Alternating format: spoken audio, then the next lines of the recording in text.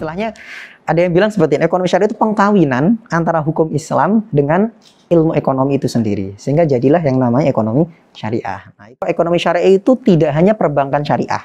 Nah, itu kan ya. Karena sekarang banyak masyarakat mengasumsikan ekonomi syariah itu ya perbankan syariah. Kita harus luruskan itu, bahwa perbankan syariah itu bagian kecil dari ekonomi syariah.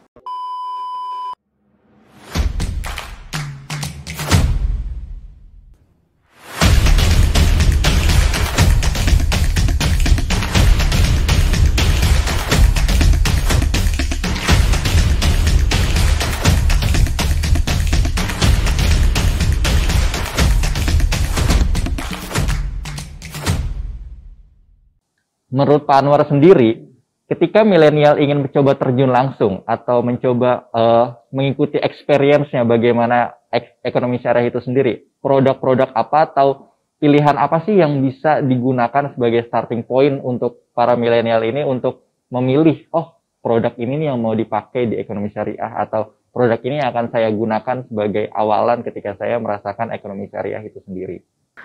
Memang sih paling gampang kan ya industri yang sudah berkembang sekarang kan keuangan syariah. Yang terpampang exposure-nya, yang sudah besar exposure-nya adalah keuangan syariah sekarang. Ada perbankan syariah, asuransi syariah, pegadaian syariah dan lain sebagainya. Teman-teman milenial bisa tuh berkontribusi untuk membangun atau membantu mengembangkan ekonomi syariah di Indonesia, ekonomi dan keuangan syariah Indonesia. Yang kalau menurut saya bisa mulai dari kita terlibat dalam pengembangan keuangan syariah dulu lah. Kalau tidak bisa industri yang lain, sektor yang lain, kita ke ekonomi keuangan syariah dulu. Dengan cara apa? At least kita kalau nabung misalkan ya, kita nabung di bank syariah lah, gitu kan. Itu kan bisa. Untuk membesarkan pangsa pasar perbankan syariah. Nah, kalau misalkan ini kita konteksnya sebagai mahasiswa, misalnya milenial mahasiswa, kalau mau nabung di bank syariah, kan gitu. Kalau mau investasi, sekarang sudah banyak instrumen investasi keuangan syariah, kan gitu. Yang paling cocok dari teman-teman milenial mahasiswa misalkan, mungkin reksadana syariah. Reksadana syariah itu salah satu instrumen keuangan syariah yang terjangkau dan resikonya rendah. Kenapa saya bilang terjangkau dan resikonya rendah? Reksadana syariah itu dengan uang 100.000 kita bisa investasi di reksadana. Kantong mahasiswa saya yakin nggak sebesar kantong pengusaha, kan gitu kan. Nah, lalu kenapa resikonya rendah? Karena dikelola oleh manajer investasi. Jadi bukan kita yang mengelola gitu. Jadi sudah ada manajer investasi dari pihak yang mengeluarkan reksadana syariah itu, sehingga insya Allah aman. Jadi tidak risiko rendah. Meskipun memang kalau low risk pasti low return, kan begitu. Betul. Tapi it's okay gitu. At least kita berusaha itu. Nanti kalau teman-teman, untuk teman-teman milenial yang sekarang sudah jadi pengusaha muda misalkan, startup muda misalkan, kan begitu.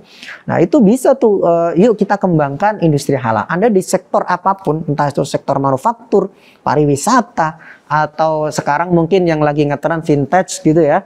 Coba deh kita bangun industri halal itu tadi.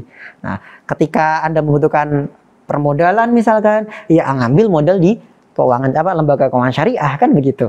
Nah, lalu kemudian produk-produknya juga sama, produk-produknya juga kita coba kembangkan produk-produk yang sudah tersertifikasi halal misalkan seperti itu. Syukur-syukur nanti bisa sampai ke internasional, artinya bisa diekspor produk-produknya, itu sangat luar biasa. Nah, itu. Berarti sangat banyak sekali produk-produk atau pilihan yang sebetulnya tuh bisa menjadi starting point untuk para milenial biar coba experience ya, bisa kita bilang experience. Iya, betul. Milenial ini kadang gini Pak, mereka tuh belum bisa decide atau belum bisa berpendapat kalau belum merasakan.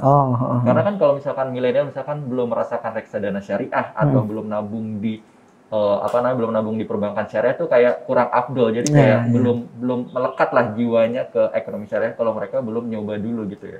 Iya benar. Karena memang jiwanya milenial itu kalau cuma dikasih tahu, dinasehatin biasanya nggak ini. Jadi mereka butuh contoh biasanya gitu. Nah, itu contoh dan harus merasakan lah tentunya ya, biar nikmatnya atau keuntungannya kita berkecimpung di ekonomi dan keuangan syariah itu seperti ini begitu. Konkret itu, betul. Terus ketika milenial itu bertanya lagi nih Pak, misal, sebetulnya prospek dalam jangka panjang ekonomi syariah di Indonesia itu seperti apa sih? Ya. Kalau prospek saya sendiri optimis ya. Karena tadi pasar kita itu sangat luar biasa. Tinggal sekarang industrinya nih, kan gitu. Nah, tinggal industrinya. Kalau bicara prospek ke depan, saya sangat optimis gitu ya. Apalagi sekarang kalau kita bicara tiga komponen ya. Satu, dari pihak pemerintah. Alhamdulillah nih pemerintah kita sudah sangat mendukung dengan adanya ekonomi dan keuangan syariah. Buktinya apa? Sekarang sudah ada yang namanya Komite Nasional Ekonomi dan Keuangan Syariah atau KNEKS. Ketuanya siapa? Presiden. Wakil ketuanya siapa? Wakil presiden. Luar biasa. Langsung dipimpin langsung oleh langsung dipimpin. Negara. Betul. Kurang keren apa lagi coba? Nah, itu wujud kehadiran pemerintah dalam pengembangan ekonomi dan keuangan syariah. Karena saya yakin pemerintah sadar bahwa kita itu negara mayoritas muslim terbesar gitu loh. Kalau kita label ini tidak diikuti oleh prestasi Indonesia leading dalam konteks ekonomi dan keuangan syariah dunia, malu kita, kan gitu. Nah, itu yang pertama. Jadi termasuk pemerintah juga sudah mengeluarkan berbagai macam kebijakan regulasi untuk memperkuat ya. Ada undang-undang perbankan syariah sekarang sudah ada kan gitu. Udah lama bahkan dari tahun 2008. Undang-undang terkait dengan wakaf, zakat dan lain sebagainya itu juga sudah ada. Kemudian yang kedua, dukungan dari industri. Alhamdulillah sekarang juga sudah mulai banyak ya teman-teman pelaku industri entah itu yang diinisiasi oleh negara melalui BUMN atau swasta. Entah itu perbankan atau non perbankan yang sedang berkembang pesat saat ini tentunya vintage ya yang sangat berkembang luar biasa. Dan yang ketiga tentu dukungan masyarakat. Sekarang ada yang namanya masyarakat ekonomi syariah atau MES. Nah, mungkin pernah dengar ya.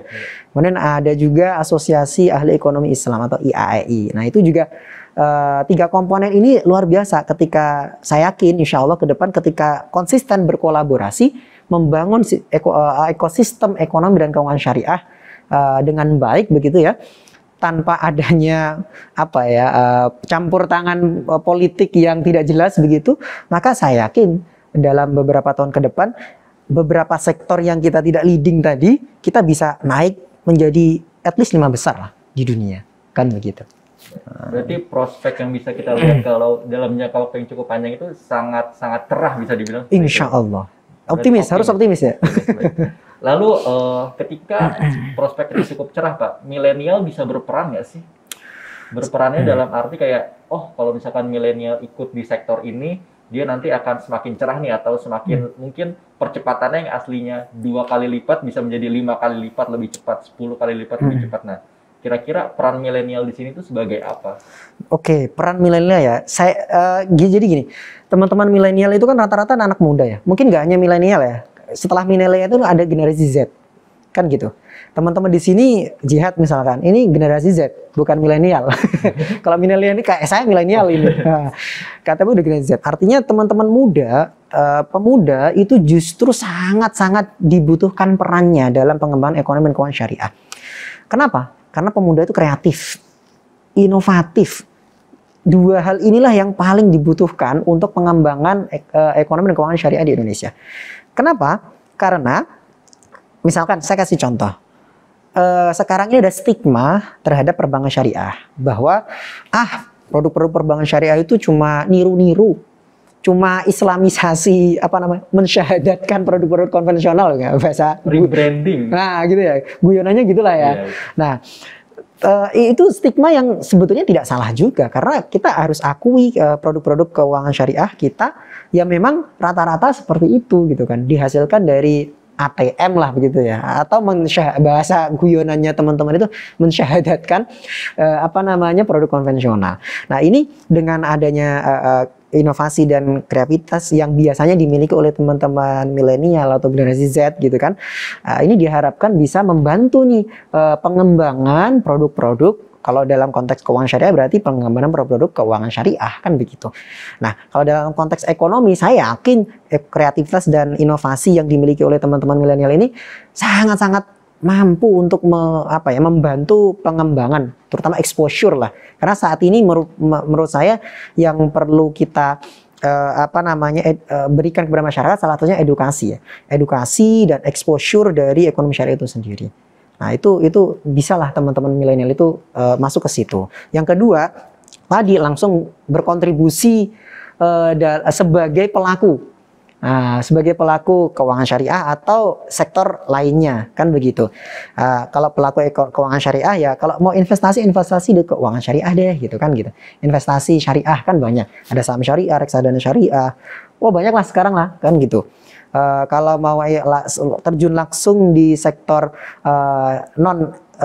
keuangan, ya bisa nanti bikin usaha misalkan, bikin usaha yang kalau nyari modal pergi ke keuangan syariah dan memastikan kalau usahanya ini memiliki sertifikasi halal, at least kan begitu, sehingga nanti punya daya saing internasional, kurang lebih begitu.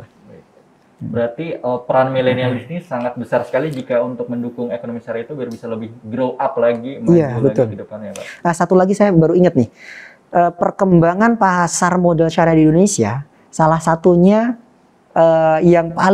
yang banyak berperan adalah teman-teman milenial. Kalau kita lihat data, mungkin teman-teman KSPM tahulah ya, bagaimana perkembangan investor domestik retail di Indonesia. Itu rata-rata teman-teman milenial loh. Kalau kita lihat datanya ya, luar biasa. Artinya pasar modal syariah di Indonesia ini bisa berkembang, salah satu kontribusinya adalah dari teman-teman milenial itu, dari teman-teman mahasiswa. Karena alhamdulillah nih sekarang sudah banyak kampus-kampus yang membuka galeri investasi syariah di kampus-kampus itu kan. Kemudian sekolah pasar modal juga sudah bisa diikuti gitu kan oleh masyarakat luas, dan itu termasuk salah satu media edukasi lah, media literasi agar membuka wawasan masyarakat untuk terjun langsung ke keuangan syariah. Nah, kurang lebih gitu. Kemudahan itu udah terbuka lebar berarti. Luar biasa, sangat-sangat terbuka, apalagi dengan zaman keterbukaan informasi seperti ini kan. Gimana TikTok bisa digunakan untuk exposure kita gitu kan, exposure bahkan untuk edukasi misalkan gitu kan. Ada TikTok, ada YouTube kan, seperti sekarang ini kan. Nah, jadi pengetahuan sekarang sangat terbuka begitu ya. Berarti sangat disayangkan kalau para milenial ini sebetulnya belum terjun langsung atau belum mencoba langsung ke keuangan syariah itu sendiri. Iya, jadi pesan saya nih buat teman-teman milenial, gitu ya. Pesan saya buat teman-teman milenial yang masih penasaran dengan yang namanya ekonomi syariah atau keuangan syariah, tadi coba nabung di bank syariah. Atau kalau punya simpanan lebih gitu ya, coba investasi di instrumen keuangan syariah. Insya Allah akan menemukan nih kepuasan batin dan kepuasan lahir ya. Kepuasan batinnya, oh iya, kalau misalkan teman-teman dari kalangan muslim misalkan, oh iya ini sudah sesuai syariah kan gitu. Kepuasan lahirnya apa? Kepuasan lahirnya tentu dapat cuan. Nah, dari situ kan dapat cuan ya, dapat cuan. Nah, itu. Tapi saya perlu kasih catatan garis bawahi bahwa ekonomi dan keuangan syariah itu tidak eksklusif, tidak hanya untuk teman-teman muslim. Karena nilai-nilai yang saya sebutkan tadi, prinsip-prinsip yang saya sebutkan tadi itu sebetulnya prinsip-prinsip yang sifatnya juga universal kan gitu. Meskipun tidak semuanya, misalkan multiple ownership itu tidak diakui oleh semua sistem ekonomi. Sistem ekonomi sosialis nggak mengakui itu. Sistem ekonomi sosialis itu lebih mengakui kepemilikan negara daripada kepemilikan swasta. Nah, tapi oke lah itu. Tapi kalau untuk social justice itu kan sepertinya prinsip ini ya universal kan, prinsip universal yang kemudian itu bisa diimplementasikan dan diterima oleh semua kalangan. Jadi sekali lagi ekonomi dan keuangan syariah itu tidak hanya untuk teman-teman saudara-saudara kita yang muslim, tapi juga untuk saudara-saudara kita yang non muslim juga sangat-sangat terbuka. Buktinya apa? Mungkin secara singkat teman-teman coba lihat di Prancis, di Inggris, di sana keuangan syariah berkembang luar biasa loh. Itu kenapa itu bisa terjadi? Karena yang dikedepankan atau yang di-exposure bukan soal agamanya, tapi soal sistem yang adil tadi, social justice. Nah, dengan kalau misalkan investasi, kita pakai sistem bagi hasil atau revenue sharing atau profit loss sharing. Nah, itu yang disukai oleh orang di luar sana lah begitu ya, karena tidak seperti interest system misalkan seperti itu yang cukup terkadang merugikan salah satu pihak, kan begitu.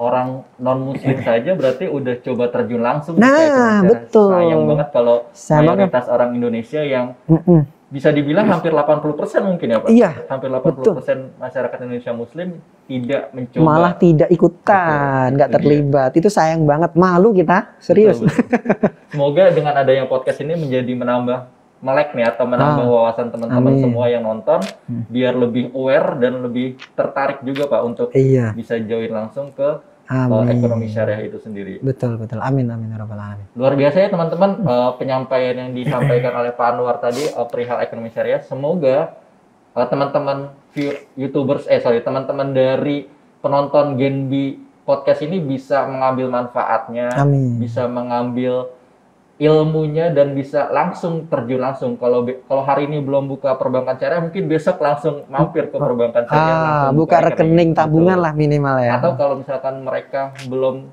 punya dana lebih, bisa langsung menempatkan dananya di pasar modal syariah atau di reksadana syariah. Betul, iya. Terima kasih banyak Pak Anwar. Sama-sama Jihad. Semoga bermanfaat atas sharing-sharingnya dan Pak Anwar semoga sehat dan bahagia selalu. Amin, amin. Jihad juga sama dan tim Genbi semoga sukses selalu. Amin. Oke, teman-teman terima kasih banyak sudah menyaksikan Genbi Jakarta Podcast episode ketiga perihal ekonomi syariah. Jangan lupa untuk pantengin terus nih sosial media Genbi. Ada di genbi.jakarta, di YouTube kita di Genbi Jakarta, dan di TikTok kita juga ada di genbi.jakarta. Jangan lupa like, komen, dan subscribe. Dan jangan lupa untuk menyaksikan video ini berulang-ulang kali jika kalian merasakan manfaatnya. Terima kasih banyak, saya Jihad. Assalamualaikum warahmatullahi wabarakatuh. Waalaikumsalam warahmatullahi wabarakatuh.